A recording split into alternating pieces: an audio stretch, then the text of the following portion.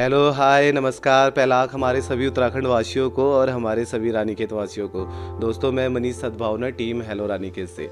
आज जिस शख्सियत को आप लोग के बीच में लेके आया हूँ, ये हमारे रानीखेत के वर्तमान विधायक और भावी विधायक प्रत्याशी कांग्रेस से करण मेहरा जी। नमस्कार दादा। नमस्कार। कैसे हैं आप? पहलाक। पहलाक दादा। होता क्या है कि हमारे पहाड़ में जो बड़े भाई साहब होते हैं उन्हें दा कह के बुलाया जाता है, तो दा से मैं पहले से भी दा कह के बुलाता हूँ, तो अभी भी दा कह कर ही इस एपिसोड को आगे बढ़ाते हैं। सबसे पहले तो दादा आपको ढेर सारी शुभकामनाएं और ढेर सारी बधाइयाँ। बीते दिन आपका नामांकन हो चुका है। धन्यवाद। सबसे पहले जैसे भाजपा कह रही है कि अब की बार 60 पार, तो आपके आंकड़े क्या कहते हैं कि कांग्रेस को उत्तराखंड से कितनी सीटें मिलेंगी? देखिए, जो आंकड़े हैं और लोगों की परेशानियां जो हम देख रहे हैं, लगातार मैं फील्ड में हूँ।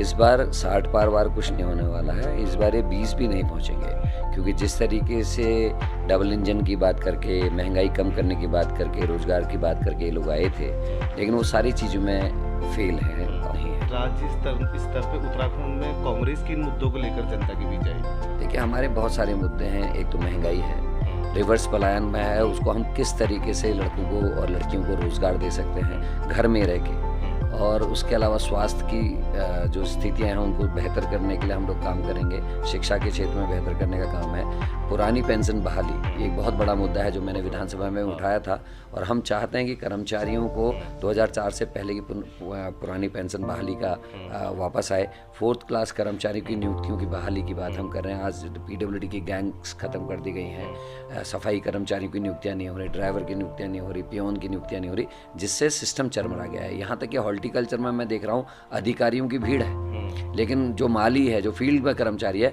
वो कम होते जा रहा है। तो ये हमारे लिए चिंता का विषय भी है और हमारे लिए चैलेंज भी कि हम इस उत्तराखंड को कैसे खड़ा करेंगे। अगर सपोज दैट उत्तराखंड में कांग्रेस की सरकार आती है, तो जो मुख्यमंत्री का चेहरा है वो हम किसे देखें? देखिए, ये अभी तक की परंपरा कांग्रेस में रहेगी। जब विधानमंडल दल की बैठक होती है, उसके बाद हम लोग उसमें अपने निर्णय जो है 1, 2, 3 में हम भेजते हैं। उसके बाद हाईकमान ही तय करती है कि कौन बेहतर रहेगा, और कांग्रेस की विचारधारा को और विकास को साथ लेके कौन आगे बढ़ा पाएगा, ये तय केंद्र से हमारे जो मुख्य हुए हैं वो लोग तय करते हैं। अगर उत्तराखंड की अन्य विधानसभा को देखें, उन्हें कंपेयर करें अगर हम रानीखेत से, तो आपके स्तर से रानीखेत किन किन जगहों में आज भी पिछड़ा है? देखिए, सबसे बड़ी दिक्कत यह है कि बड़े बड़े नेता लोग रहे। जब मेरे फादर स्वर्गीय गोविंद सिंह मेहरा थे, उस समय हालात ये थे कि इंटर पास लोगों की टीचिंग में नौकरी लग जाती थी, तो उस समय इंटर कॉलेजेस खोले गए। शेर विद्यापीठ है, नित्यानंद कांडपाल जी, गोविंद सिंह मेहरा जी।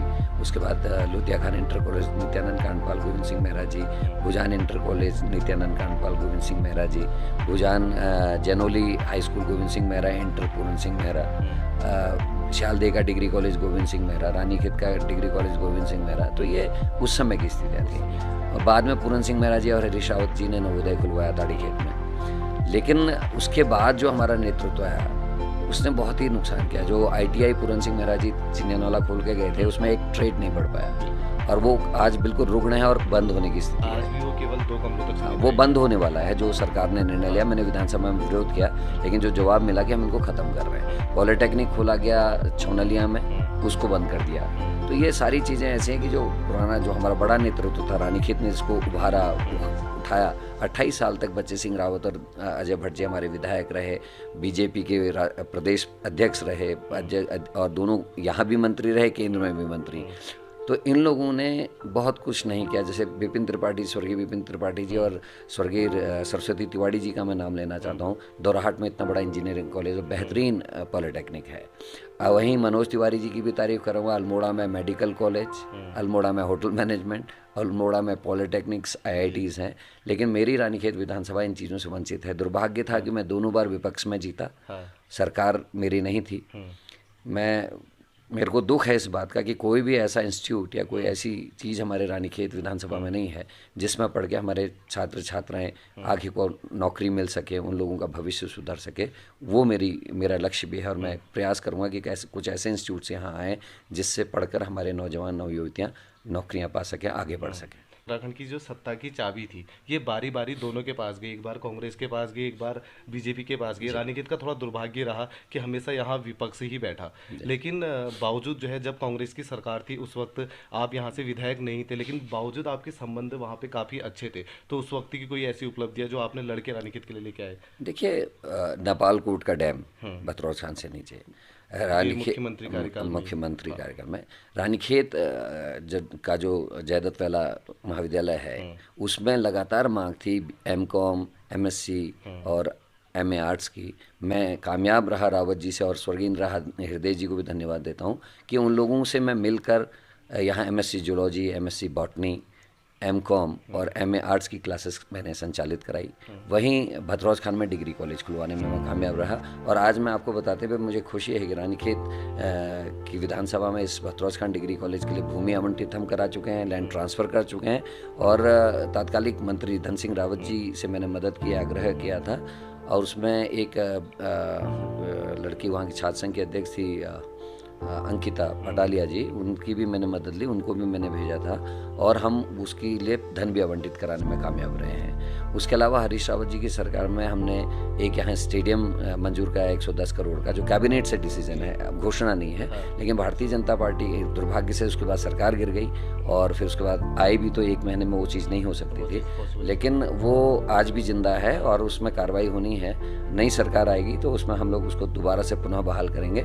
भारतीय जनता पार्टी की सरकार ने 5 साल तक उसको ठंडे बस्ते में रखा है। 5 साल आपका कार्यकाल रानीखेत में रहा बतौर एक विधायक प्रत्याशी, तो 5 साल के अंदर में ऐसे कौन से सफल मुद्दे हैं जिनको लेकर आप अपनी सीट को वापस कायम रखेंगे? देखिए, मैं जब गांव जाता था मेरे को लगता था कि हमारी माताएं, वृद्ध लोग बीमार होते हैं, हॉस्पिटल टाइम से नहीं पहुंचते। कई महिलाएं जो गर्भवती थी उनकी डेथ भी हुई रास्ते में। तो मैंने निर्णय किया कि इस बार मुझे क्या करना है। जैसे पिछले कार्यकाल मैंने ट्यूबवेल्स लगाए, अकेला विधायक हूँ पूरे उत्तराखंड में जिसने पर्वतीय क्षेत्र में विधायक निधि से ट्यूबवेल लगाए। उसके बाद इस बार मैंने पानी, ये और स्वास्थ्य तीनों लिए थे।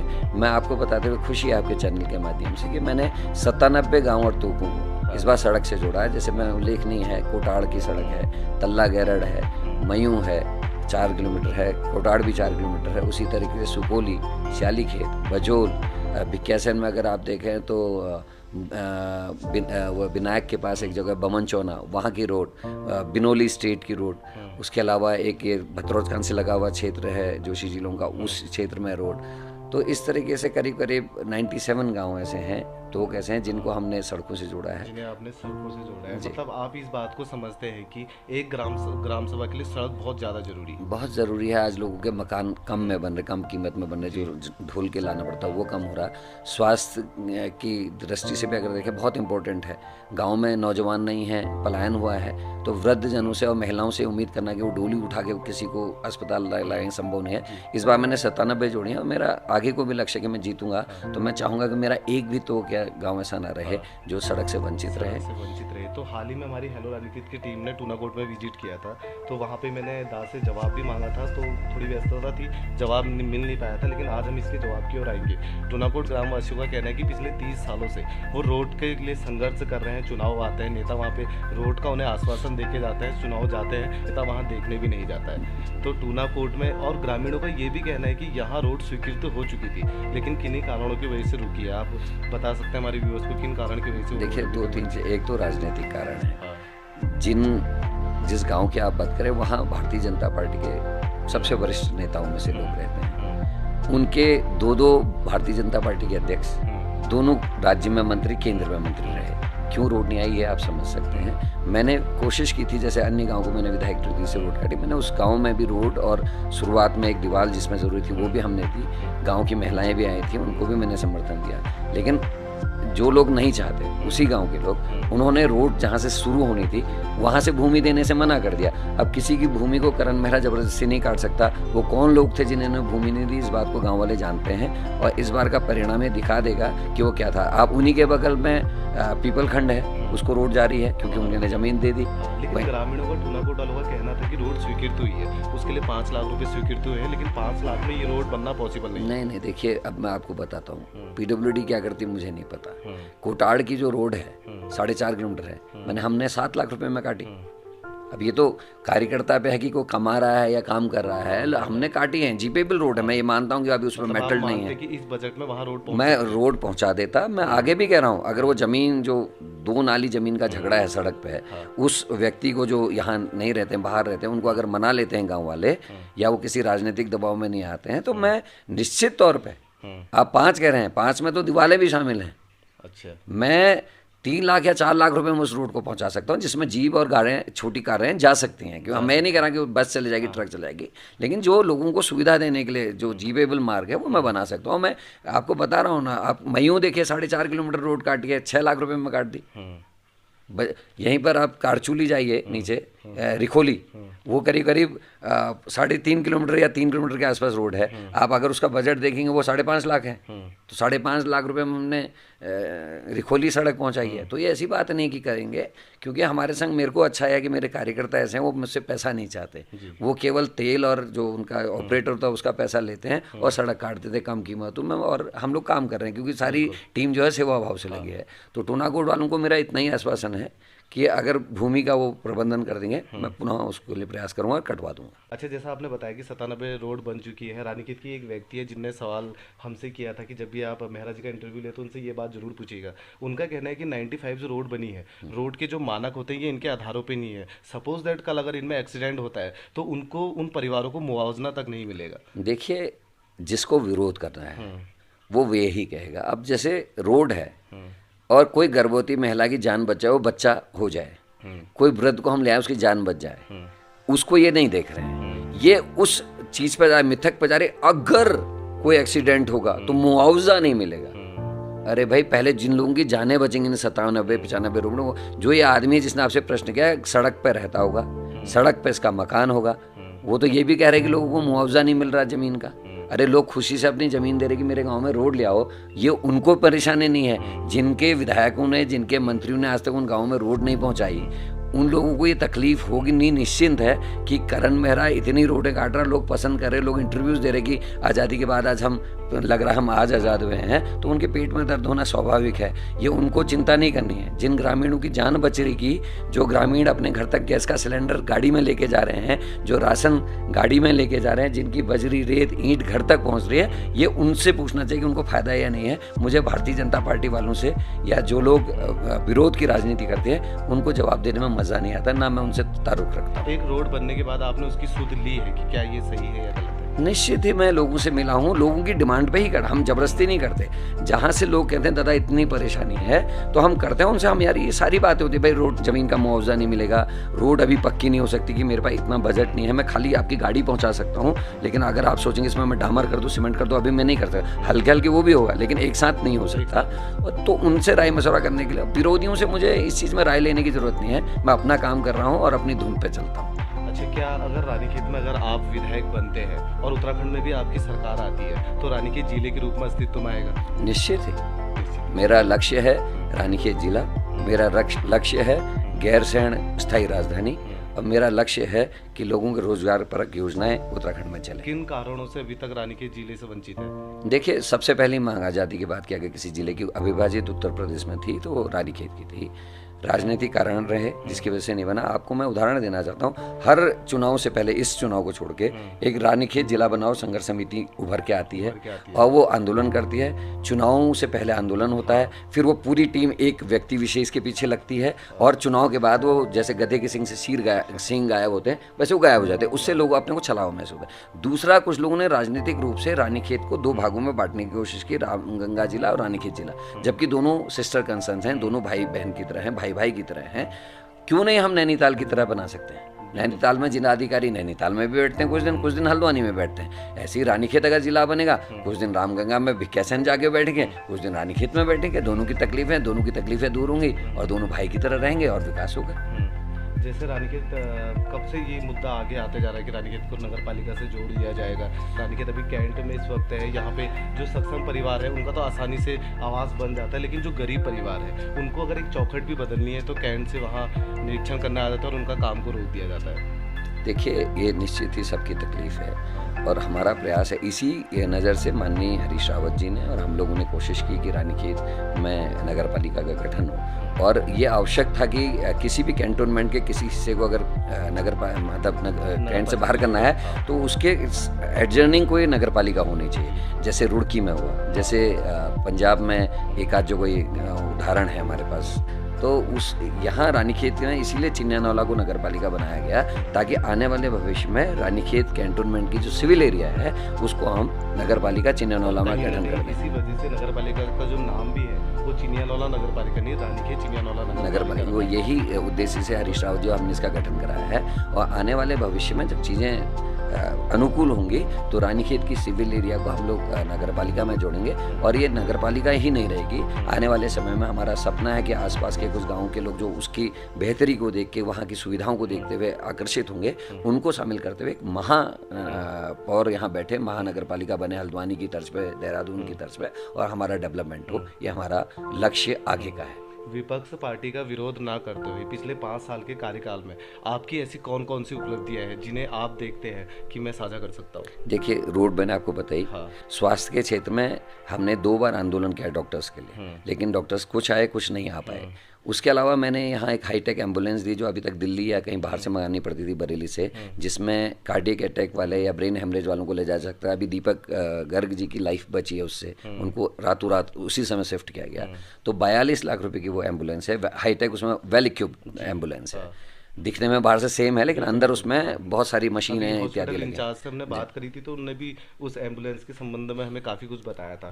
हॉस्पिटल की अगर बात आई है तो आज भी मतलब हमारे जो गरीब परिवार है वो इलाज से वंचित रह जाते हैं, क्योंकि जो सक्षम परिवार है वो अन्य बड़े शहरों की तरफ चले जाते हैं, लेकिन जो गरीब परिवार है वो इलाज से ही वंचित रह जाता है। कि आने वाले समय में उसे रानीखेत सिविल हॉस्पिटल से ही सारा इलाज उपलब्ध हो पाएगा? देखिए, मैं इसीलिए कह रहा था, जैसे एम्बुलेंस दी, डॉक्टर्स को इधर उधर गाँव में जाने में दिक्कत होती है, उनके लिए बुलेरो खरीदी। उसके अलावा वहाँ एक्सरे नहीं था, हमने एक्सरे मशीन विधायक निधि से दी। ब्लड जांच की मशीन 22 साल पुरानी थी, जिससे कोरोना में दिक्कत आई कि कैसे करें, तो इस बार हमने ब्लड जांच करने की मशीन विधायक निधि से दी। जहाँ बच्चे होते हैं वो भीगते हुए महिलाएं जाती थी, सीढ़ियाँ उतरनी पड़ती थी, जिसका डिलीवरी होना वो सीढ़ी उतरनी पड़ती थी, वहाँ रैम्प बनवाई। ये सारे मैंने विधायक निधि से। अस्पताल में आपने एक शेड देखा होगा बाहर से लगाया जिसमें बेंचेस लगे, वो मैंने करवाई। उसमें डामरीकरण मैंने करा। पानी के लिए लोग, आप बचपन की अगर आपको याद होगी, लोग दुकानों से पानी मांगते थे इस हॉस्पिटल में, ट्यूबवेल अधिष्ठित करा गया। 30,000 लीटर पानी की कैपेसिटी का ट्यूबवेल वहाँ है, पर डे वहाँ 30,000 लीटर पानी अस्पताल को मिलता है। लेकिन जो हॉस्पिटल का मुख्य द्वार पे जो वहाँ पे नल लगा उसमें अभी भी पानी देखिए, वो एमएस का कनेक्शन है, it is not in my hands. अच्छा। तो लेकिन जो वहाँ वो अस्पताल प्रशासन की जिम्मेदारी। अब दूसरा, मैंने भिक्या सेन के अस्पताल की बात हूँ, वो सिर्फ रेफर सेंटर था, वहाँ इंटरव्यू लीजिएगा। आज उस अस्पताल में ऑपरेशन हो रहे हैं। जिस दिन मैंने वहाँ एक दिन का उपवास रखा था, आज वहाँ ऑपरेशन हो रहे हैं। वहाँ रोज के 10 से 12 अल्ट्रासाउंड हो रहे हैं। उनको रानीखेत आना पड़ता था, गर्भवती महिलाओं को, आज भिक्या सेन में हो रहे हैं। और वहाँ 50 लाख रुपए से विधायक निधि से मैंने ऑक्सीजन प्लांट लगाया, ताकि कोरोना इत्यादि किसी चीज़ में किसी की डेथ ना हो। ये मेरा स्वास्थ्य का काम है। तो अस्पतालों का मैंने आपको बताया। उसके अलावा एक भी प्राइमरी स्कूल मेरी विधानसभा में ऐसा नहीं बचा है जिसमें आज फर्नीचर नहीं है। इसको भी मैं अपनी उपलब्धि के रूप में देखता हूँ। सड़कें हैं, अस्पताल हैं, स्कूल्स हैं, इन सब में मैंने काम किया है। और जो हमारी संस्कृति है उसमें मैं कहना चाहूँगा लगभग 100 से ज़्यादा मंदिर और धुनियों को बनाने का काम मैंने किया है। आप किसी भी क्षेत्र में, एरोली की धुनी है, 8 लाख रुपए से वो धुनी बनी है। बिलखुली की धुनी है, उसमें मेरा सहयोग है।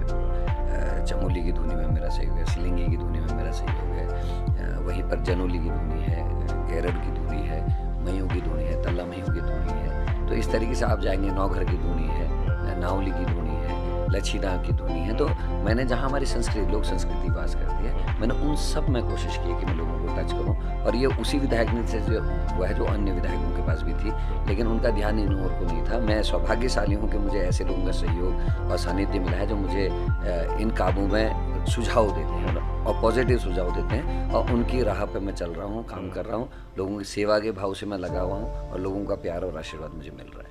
ये 5 साल की आपने अपनी उपलब्धियां हमें गिराई। आने वाले 5 सालों में आपको ऐसा क्या क्या लगता है कि आपको ये सब चीज़ें करनी चाहिए जिसके लिए आपको एक बार फिर 5 साल चाहिए? देखिए, पानी की योजनाओं में हम एक्सपेरिमेंट कर रहे थे कैसे करें। जैसे आपको मैं बासोट क्षेत्र में एक थापला गांव है, आप वहाँ के लोगों से मिलिएगा। आज वहाँ 3 दिन में एक बार पानी मिलता था, आज वो 24 घंटे पानी पी रहे हैं। वो मैंने विधायक निधि से कराया। बहुत बड़ी रकम नहीं लगी। लोग फिर कहेंगे कैसे कर दिया। 4 लाख रुपए की कीमत से वो पानी आया है और आज थापला गाँव में सिंचाई भी हो रही है। उस पानी से पी भी रहे हैं। उसके अलावा कोठियाँ आपको मैं निमंत्रण देता हूँ, कोठियाँ जाइएगा।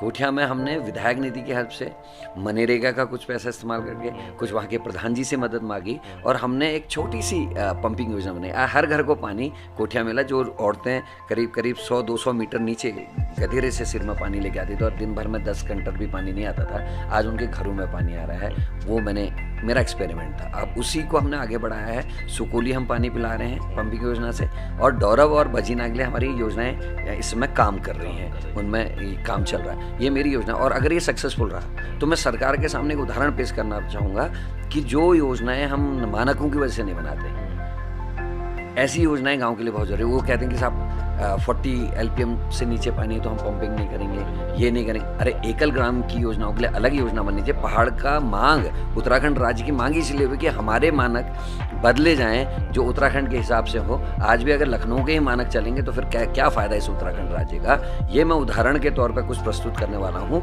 और अगर ये मॉडल मेरा सक्सेसफुल रहा तो मैं कोशिश करूँगा कि पूरे उत्तराखंड के पर्वतीय क्षेत्र में ये मॉडल लागू हो, जिसका एस्टिमेट विभाग 80 लाख 90 लाख दे रहा है, हम उसको 15 से 20 लाख में उस योजना को बना के सरकार को दे रहे हैं। और अगर ये सक्सेसफुल रहेगा तो मैं चाहूँगा पहाड़ के हर गाँव में पानी आए और इस तर्ज पर हम काम करें। विगत 5 साल में आपके पास किसी गांव से अगर शिकायत आई थी तो कितने जल्दी उस पर एक्शन लिया गया? देखिए, मेरे पास शिकायतें जो मेरे स्तर की थी उनमें तुरंत एक्शन लिया गया, और कुछ शिकायतें ऐसे जैसे लोग आवास मांग रहे हैं। प्रधानमंत्री आवास का ढिढोरा पीटा जा रहा है अखबार में, टीवी में, चैनल में, सब जगह। लेकिन आपको बताऊं, जहां इंदिरा आवास में हर गांव को लगभग हर साल एक आवास मिल जाता था, प्रधान जी और प्रमुख जी दे देते थे, आज वो बंद हो चुका है। प्रधानमंत्री आवास योजना के 3 आवास पूरे ताड़ीखेत ब्लॉक को मिले हैं, केवल 3। तो ये समझा जा सकता है कि क्या हालात हैं, और वो शिकायतें वो मेरे हाथ में नहीं है। मैं कोशिश करूंगा कि हमारी केंद्र और राज्य में सरकार बने और इंदिरा आवास की जैसी कोई योजना जिसमें हर गाँव को कम से कम एक आवास साल का मिले, और जो अछांचित हो जाए उनको छोड़ के, जिनमें आज भी दिक्कत है, उन गाँवों को एक आवास कम से कम प्रति वर्ष मिले, ऐसी योजना दोबारा लागू हो, ये मेरा लक्ष्य रहेगा। जैसा कि आपने बताया कि आपके पास अगर किसी ग्राम सभा से शिकायत आती थी तो जल्द ही आप उसमें एक्शन लेते थे। ताड़ीखेत ब्लॉक का ग्राम सिमोली है, वहाँ के ग्रामीणों का कहना है कि पिछले 1.5-2 सालों से वो पानी की समस्या के लिए निरंतर आपको कॉल कर रहे हैं और लेटर भेज रहे हैं, लेकिन आज भी वहाँ 1.5 महीने में केवल आधा गिलास पानी आता है। हाल ही में हेलो रानीखेत की टीम ने जल संस्थान चिनियानौला में भी विजिट किया। वहाँ जब वरिष्ठ अधिकारियों से बात करी तो उन्होंने कहा कि नहीं, हम हर चौथे दिन वहाँ पानी खोल रहे हैं, चाहे तो आप हमारा रूटीन में कभी भी वहाँ ट्रैक कर सकते हैं। तो जब हम वापस ग्रामीणों के पास गए तो अमूमन ग्रामीण का सिर्फ एक ही कहना था कि 1.5 महीने में वहाँ पानी आता है और सिर्फ आधा गिलास पानी आता है। विधायक जी को कई बार एप्लीकेशन दे दी गई है, 1.5 साल से हमारी कोई सुध नहीं ली। देखिए, सिमोली गाँव के बारे में मैं नहीं कहूँगा, लेकिन वहाँ कुछ लोग ऐसे हैं जो लगातार मेरे 4 इलेक्शन से विरोध कर रहे हैं। उनने पानी की बात की, सड़क की बात क्यों नहीं की?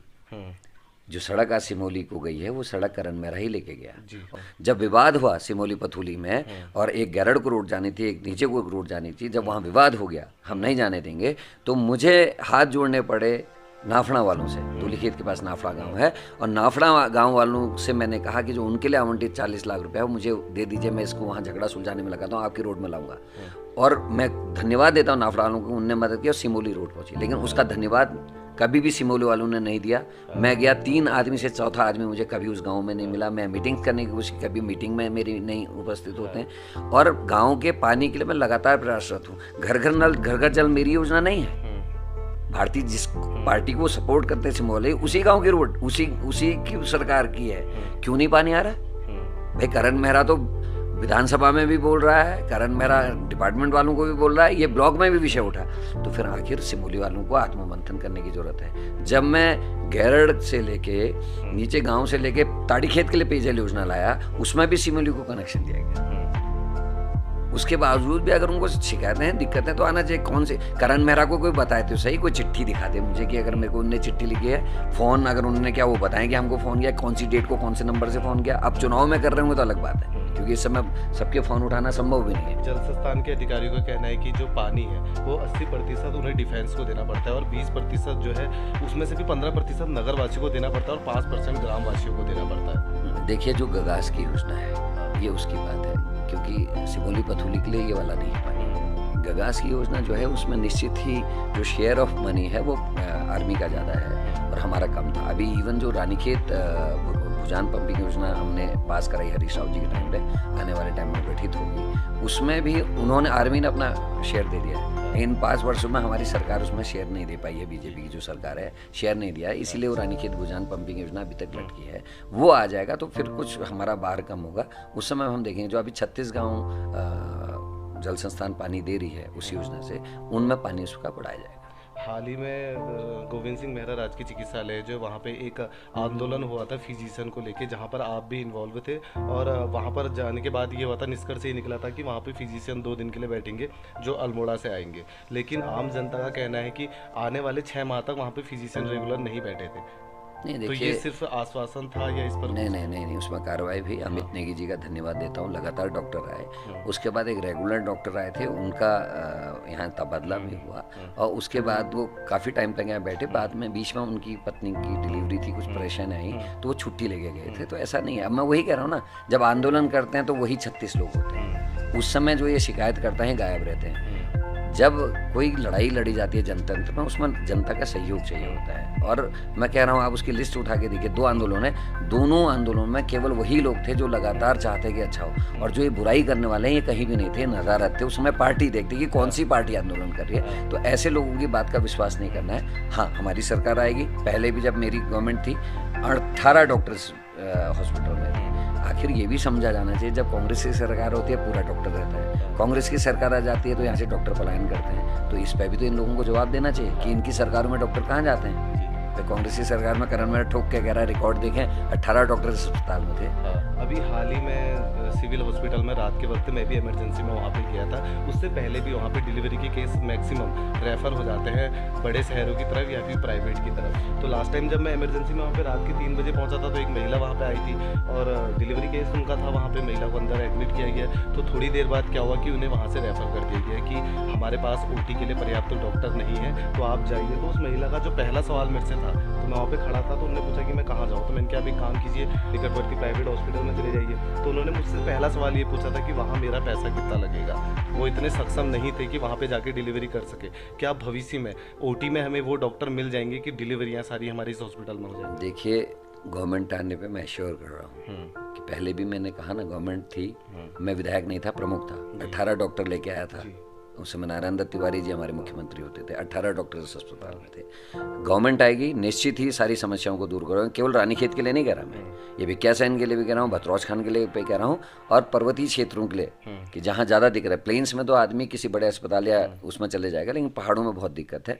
हमारा पूरा प्रयास रहेगा। हम तो ये भी कह रहे हैं कि डॉक्टर्स की सैलरी बढ़ाइए, क्योंकि जो डॉक्टर नहीं टिक रहे उसका कारण ये भी है कि उनको प्राइवेट अस्पतालों में ज़्यादा सैलरी मिलती है। ये हमारा मतलब मेरा विज़न है कि डॉक्टर्स की सैलरी बहुत अच्छी होनी चाहिए ताकि वो लोग इन अस्पतालों में टिकें और काम करें। शिक्षा व्यवस्था की बात आई थी, आपने डिग्री कॉलेज का जिक्र किया, भतरौज खान का जिक्र किया, रानीखेत का जिक्र किया, लेकिन आज भी हमारे बच्चे पॉलिटेक्निक कॉलेज से वंचित है।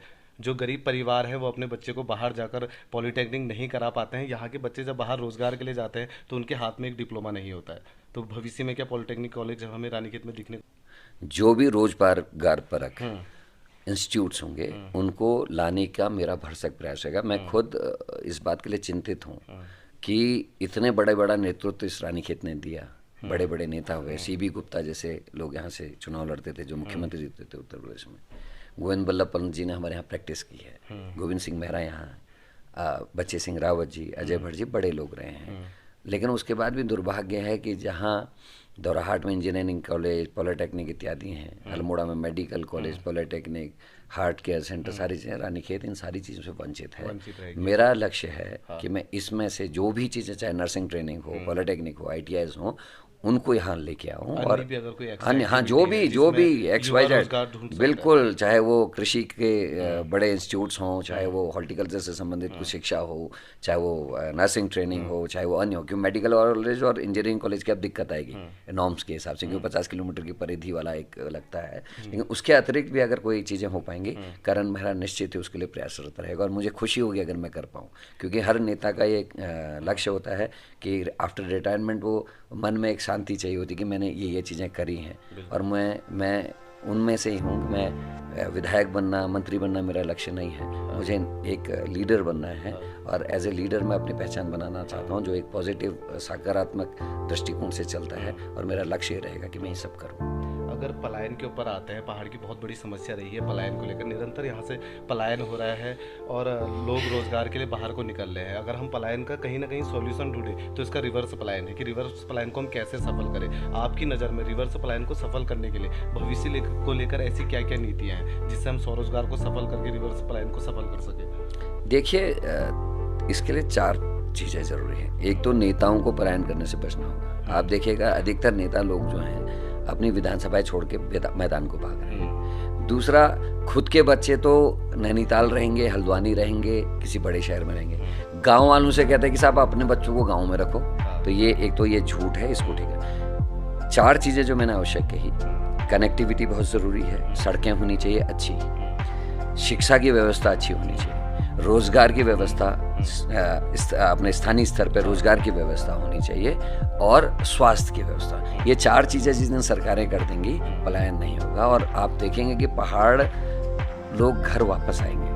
क्या ज़रूरत है आदमी को कमाने के बाद, पूरा ज़िंदगी मेहनत करने के बाद हल्द्वानी एक कमरा बना के रहने की? और कौन चाहता है पहाड़ छोड़ना? इतनी खूबसूरत हवा, इतनी खूबसूरत वादियाँ, इतना सुंदर आपस का मेल मिला, अपना कल्चर कौन छोड़ना चाहता है? लेकिन जब हम लोगों को, भाई अधिकार है हर आदमी का अच्छा जीवन जीने का, अधिकार है हर आदमी का अपने बच्चे को अच्छी शिक्षा देने का, हम खाली भाषण देंगे, ये कहें कि आप पलायन रोक दें, ये नहीं हो सकता। जब तक सरकारें लोगों को सुविधाएं नहीं देंगी, उनको रोज़गार नहीं देंगी, उनको सड़कें नहीं देंगी, उनको स्वास्थ्य की सुविधाएं नहीं देंगी, शिक्षा की सुविधाएं नहीं देंगी, तो तब तक पलायन रोकना बहुत मुश्किल है। खाली नेतागिरी करने के लिए अगर हम कहें तो इससे बड़ा झूठ और कुछ नहीं हो सकता। और इसके अलावा अगर रानीखेत की बाजारीकरण की अगर हम बात करें, अगर टूरिज्म की बात अगर हम करें, तो इससे पहले पर्यटन नैनीताल में आता था, नैनीताल से रानीखेत की ओर को आता था सिर्फ गोल्फ ग्राउंड को लेकर। गोल्फ ग्राउंड हमारी रीढ़ की हड्डी था। आज गोल्फ ग्राउंड में ताले लगे हैं और रानीखेत का बाजारी ग्राउंड को भी इसका बहुत हद तक फर्क पड़ा है।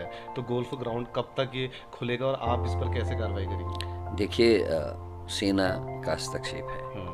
जब हरीश रावत जी मुख्यमंत्री थे उस समय भी 3 दिन के लिए बंद हुआ था। तो मुझे बाजार में लोगों ने बहुत टोका कि तुम्हारे जीजा जी हरीश रावत जी मुख्यमंत्री और ये हो रहा, वो हो रहा, कैसे विधायक रहे हो तुम, पूर्व तो हो करो। उस समय मैंने रावत जी के पास गया था, उन्होंने GOC&C से बात की थी और दोबारा गोल्फ का कोर्स 3 दिन में खुल गया था। उस समय की तात्कालिक CEO थी यहाँ ज्योति कपूर जी, उन्होंने भी उसमें सहयोग किया। ब्रिगेडियर बहुत पॉजिटिव थे, उनकी सकारात्मक दृष्टिकोण था, उन्होंने किया। लेकिन आज मेरे ही घर का रहने वाला एक व्यक्ति रक्षा राज्य मंत्री है और कैंट्स उनके अंडर में आते हैं। आपको लगता है कि अगर वो आर्मी में बात करें, किसी की मजाल है कि वो गोल्फ को बंद रख सके? ये सोचने वाली बात है। और यही नहीं, पर्यटन को रोकने के लिए हमने जो हमारा कालिका के अंदर वाला जो इलाका है उसको एक सफारी के रूप में डेवलप करने की शुरुआत की थी हरीश रावत जी की सरकार में। आपने शायद न्यूज़ भी देखी होगी, उसमें chief conservator of forest, DM, तात्कालिक सचिव, ये सब लोग आए थे और मैंने उसको पहल की थी। हम उस एरिया को डेवलप करना चाह रहे थे ब्रीडिंग सेंटर के रूप में, जिसमें बच्चे जाके हमारे जो पहाड़ी जानवर हैं, काकड़ है, चड़िया है, घुरड़ है, इनकी ब्रीडिंग सेंटर हम खोलें, पैंथर्स की, जो हमारा लेपर्ड है उसकी। तो वो उसके लिए 25 लाख रुपए भी आया शुरुआती, लेकिन उसके बाद वो फिर गवर्नमेंट वाला हो गया, नहीं हो गया। हमारा ये था कि उसमें हम फूलों की घाटी के रूप में 2-2.5 किलोमीटर के एरिया को डेवलप करें, FAZ रूप में हम फ्लोरिकल्चर को, उसमें हॉर्टिकल्चर के मालियों की मदद लें। उसके अलावा ट्रॉट मछली का उत्पादन वहाँ हो सकता है, वहाँ छोटी स्ट्रीम्स हैं जिसमें हम एंकलिंग का जो है स्पोर्ट्स कराएंगे, टूरिस्ट के बैठने के लिए और डे स्टे के लिए हम वहाँ मोटल्स की भी बात हो रही थी, एक एरिया डेवलप करने की। वो सारा एक बहुत बड़ा प्रोजेक्ट था जो पाइपलाइन पे है, और अगर गवर्नमेंट आएगी तो वो हमारा ड्रीम प्रोजेक्ट है। मैं चाहूँगा कि 2 या 3 दिन पर्यटक को रुकने के लिए कोई चीज़ यहाँ हो तो वो हम उसको डेवलप करेंगे, जिससे रानीखेत को और पूरे पर्वत को टूरिज्म के रूप में फ़ायदा होगा। लेकिन एक बात मैं आपके चैनल के माध्यम से भी कहना चाहूँ, हम बहुत बात करते हैं टूरिज्म की, क्या हमारा इंफ्रास्ट्रक्चर उसके लायक है? जहाँ अगर आप कजाकिस्तान जाएं, वहाँ लोगों ने ऑर्चार्ड्स बना रखे हैं, फलों के बगीचे हैं, उसके बीच में एक छोटा सा रेस्टोरेंट है जिसमें आपको अच्छी कॉफ़ी मिलती है, बेहतरीन, आपको वहाँ का स्थानीय भोजन मिलता है। हमारे यहाँ इस तरीके की कोई स्कीम है ही नहीं। वहाँ का कल्चर देखो, वहाँ का कल्चर तो। और दूसरा क्या, हमारे यहाँ जो सरकार है ये कहती है साहब विधायक विदेश घूमने जा रहा है, विधायक विदेश घूमने जा रहा है। विधायक नारायण दत्त तिवारी जी विजनरी व्यक्ति थे। वो विधायकों को, मंत्रियों को जानबूझ के विदेश भेजते थे कि ताकि वहाँ जाएं, अच्छी चीज़ें सीख के आएं और उसको अडॉप्ट करें। वो ऐश करने के लिए नहीं भेजते थे। लेकिन दुर्भाग्य है कि सोच ही जाके कंपेयर भी आज, लेकिन जो विधायक बने उनका एक्सपोजर नहीं है। उसी गाँव में पढ़े, उसी गांव में लिखे, उसी गांव में कमाया, उसी गांव में खाया, विधायक बने, सोच बड़ी नहीं है। इंटरेक्शन करने का मौका मिलना चाहिए, एक दूसरे से मिलने का मौका मिलना चाहिए, बाजार को, काम को, कल्चर को, डेवलपमेंट को समझने की एक विज़न तभी बनता है जब आदमी का एक्सपोजर होता है। तो ये सारी चीज़ें आवश्यक हैं, सोच बड़ी करने की ज़रूरत है। तो भविष्य में बहुत सारी स्कीम्स हैं, जैसे मैं कहना ऑर्चार्ड्स हैं। अगर लोग अपने बगीचे बनाएं, उनमें ही एक अच्छा सा रेस्टोरेंट बनाएं, क्यों टूरिस्ट नहीं आएगा? तो और उनके आज अगर आप देखेंगे 31 के दिन बहुत सारे टूरिस्ट को मैं सड़क के किनारे गाड़ी लगा के उसमें सोते हुए देखता हूँ।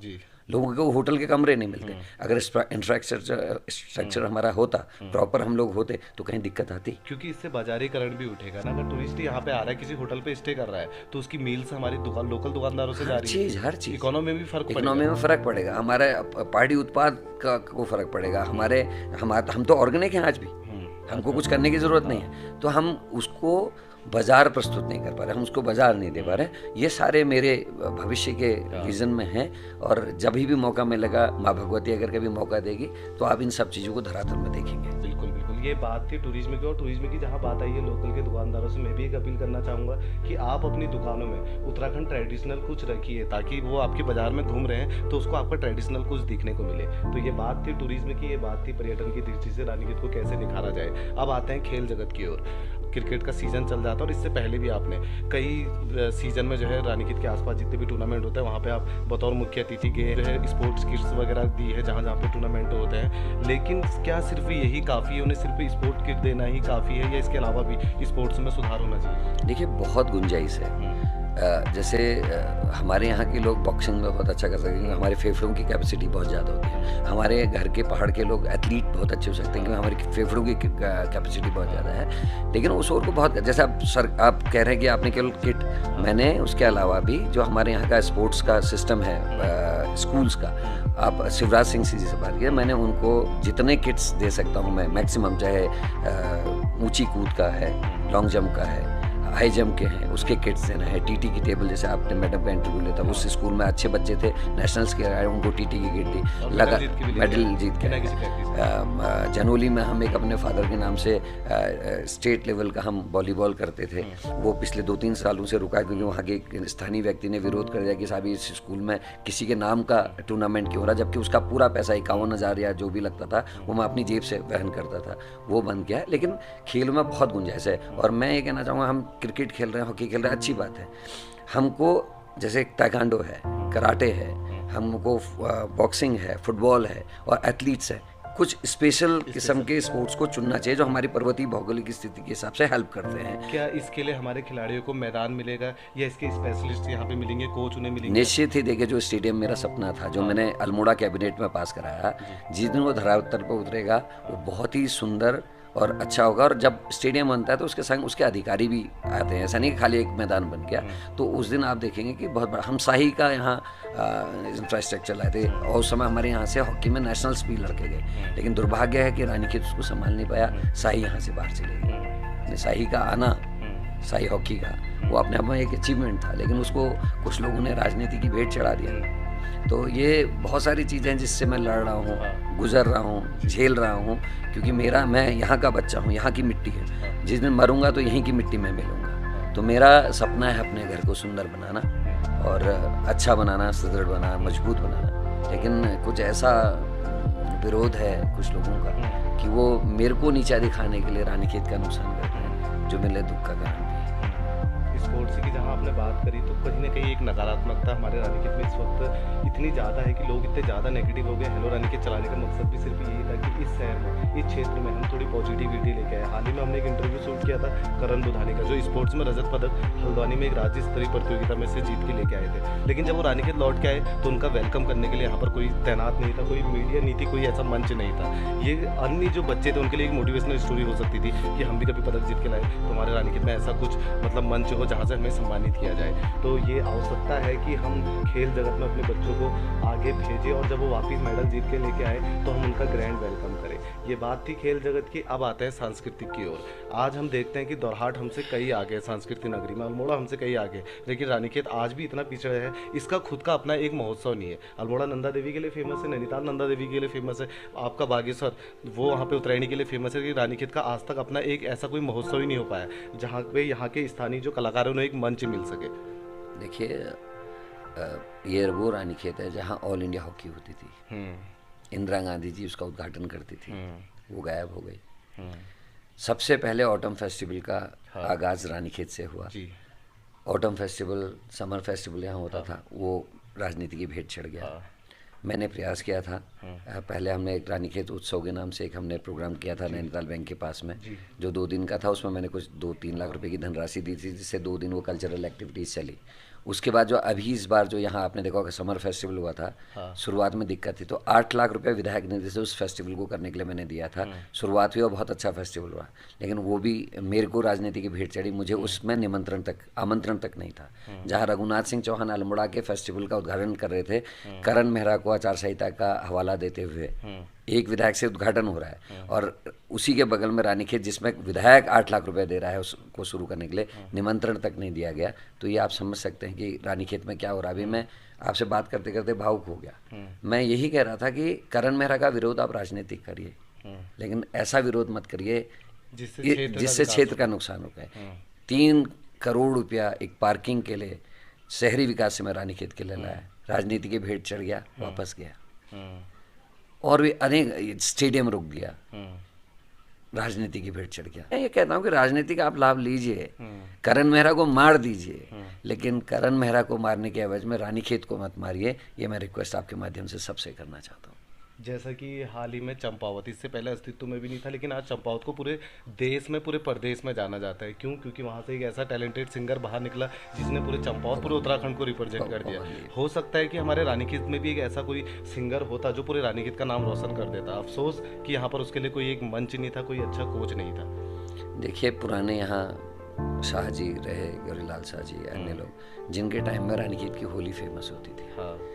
आज संदीप गोरखा जी और कुछ लोग उसको बचा के चल रहे हैं। नए बच्चों को उभारने के लिए उसके लिए कुछ चीज़ें जरूरत है, हम करेंगे प्रयास। लेकिन मैं इस समय अपनी उलझनों में, अपने को बचा के रखने में इतना रहा हूँ, मैं खुद ही माफ़ी चाह रहा हूँ इस बात की। लेकिन इन सब चीज़ों में भी समय मिलेगा, मुझे थोड़ा मैं ईज में आऊँगा, अगर मुझे लगेगा कि मुझे आसानी से मैं कर पा रहा हूँ, तो इन सारी चीज़ों को, ये सब मेरे विज़न में है।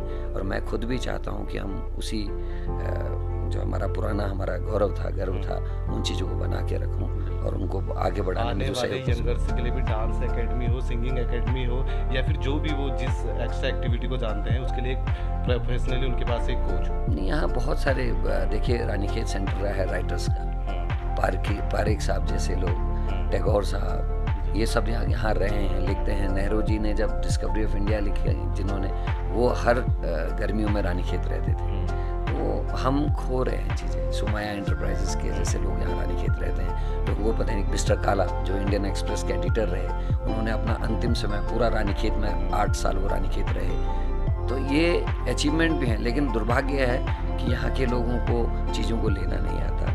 क्योंकि देखिए, किसी भी चीज़ को ग्रहण करने के लिए, चाहे शिक्षा हो चाहे कल्चर हो, आपको पात्र बनना पड़ता है। कितना भी ऊपर से मालिक बरसा दे, अगर आप पात्र नहीं है, आपके पास पानी इकट्ठा नहीं होगा। तो जब काला साहब का हम लाभ नहीं उठा सके, जब हम पारेख साहब का लाभ नहीं उठा सके, जब रविन्द्रनाथ टैगोर जैसे लोग यहाँ आए, शिवाजी जी यहाँ आके रहे, उनका पूरा रिश्तेदारी इस रानीखेत में है, वो यहाँ आए, हम उसका लाभ नहीं उठा सके, तो भाई खाली सरकारों के करने से नहीं होगा। कल्चर को, कल्चर के आदमी को बढ़ाने की कोशिश करनी होगी, जो सहयोग होगा हम भी करेंगे। और खास करके यहाँ की जनता को भी जागरूक होने की आवश्यकता है कि हम विरोध और तुलना के भाव में रानीखेत की विशेषता को कहीं ना कहीं खो रहे हैं, भूल रहे हैं। तो हाल ही में मैंने सरकारी विद्यालयों में हमारी हेलो रानीखेत टीम ने विजिट किया था। अप्रॉक्स सरकारी स्कूलों में जब हम गए, सबसे पहले तो बच्चों से जब सवाल पूछा कि बड़े होकर क्या बनना चाहते हो, किसने कहा मैं पुलिस बनना चाहता हूँ, किसने कहा मैं डॉक्टर, किसने कहा मैं ये नौकरी करना चाहता हूँ। हर एक विद्यालय से सिर्फ एक नौकर बाहर निकल रहा है, रोजगार देने वाला नहीं निकल रहा है। लेकिन जब हमने स्कूल से बात करी कि सरकारी विद्यालयों की आज छात्र संख्या घट क्यों रही है, तो स्कूल का स्टाफ का कहना था कि हमारे पास स्टाफ कम है, एक ही टीचर है, वो क्लर्किकल काम भी कर रहा है और वो बच्चे को पढ़ाने भी जा रहा है। पर्टिकुलर सब्जेक्ट के लिए पर्टिकुलर जो है स्टाफ नहीं है। भविष्य में इसे बढ़ाया जाएगा। बिल्कुल बढ़ाया जाएगा। और मैं तो जो ये चुनाव ड्यूटी लगती है, इवन जनगणना की ड्यूटी लगती है, इसका भी विरोधी हूँ, क्योंकि शिक्षक शिक्षा देने के लिए है और उनका इस्तेमाल भविष्य बनाने के लिए होना चाहिए, हमारे उत्तराखंड के भविष्य को या लोगों के भविष्य को बनाने के लिए होना चाहिए। लेकिन दुख है इस बात का कि चाहे वो किसी की सरकार है, मैं किसी पर्टिकुलर सरकार को नहीं बात करता, वो शिक्षा को सेकेंडरी लेते हैं। जितनी ड्यूटीज़ लगती हैं, उन्होंने कहा आज ये जनगणना ने उनका टीचर जाएंगे, उन्होंने कहा आज टीका लगना है टीचर जाएंगे, उन्होंने कहा कि साहब आज ये मीटिंग होनी है वो टीचर जाएंगे, चुनाव ड्यूटी है टीचर जाएंगे। ठीक है, चुनाव का ठीक वोटिंग के टाइम अगर ड्यूटी लगे कोई दिक्कत नहीं, पर उसके आगे पीछे जो आपकी वोटर लिस्ट बन रही है उसमें टीचर्स की ड्यूटी लग रही, तो प्रायोरिटी नहीं होनी चाहिए। आप क्यों नहीं जो आपके PRD के जवान हैं उनको परमानेंट कीजिए, उनसे ये काम लीजिए, वो एक रोजगार भी डेवलप होगा।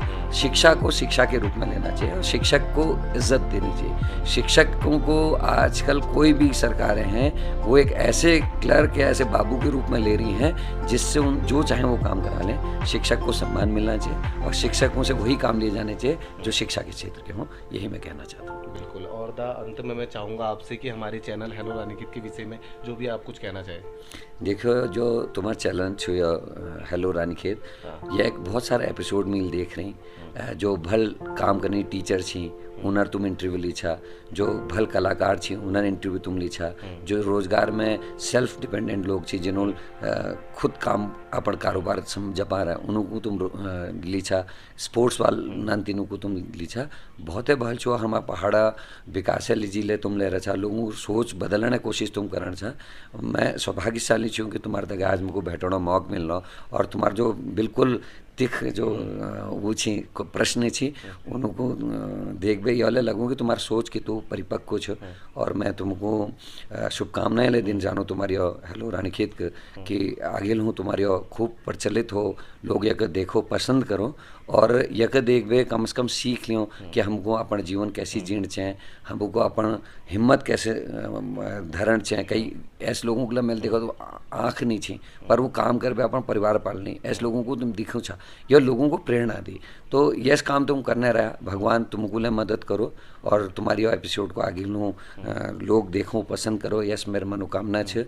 ईश्वर तुमको शक्ति दियो तुम सारी टीम को कि वो तुम्हारी सोच ऐसे पॉजिटिव सोच धरे और जो पहाड़ा लोग छे उनको खूब हिम्मत बदूनो काम करो, लश्कर कमर वादा हिम्मत का साथा, लोगों को ठड़ कराने जरूरत है। और आज जो पहाड़ में नंतीनों एक डाइवर्ट है रही गलत चीज़ों और हो उनर रुझान जो है पॉजिटिव है, जो सही दिशा में उनर कदम बढ़ो। यस तुम्हारे चैनल के माध्यम से अगर हम कर सकूँ तो वीकली जी मैं तुमको बहुत बहुत शुभकामनाएं छे और मुझको यह मौका देना अपन कार्यक्रम में बुलाने ली जिले में तुमको बहुत बहुत धन्यवाद देनो, शुक्रिया।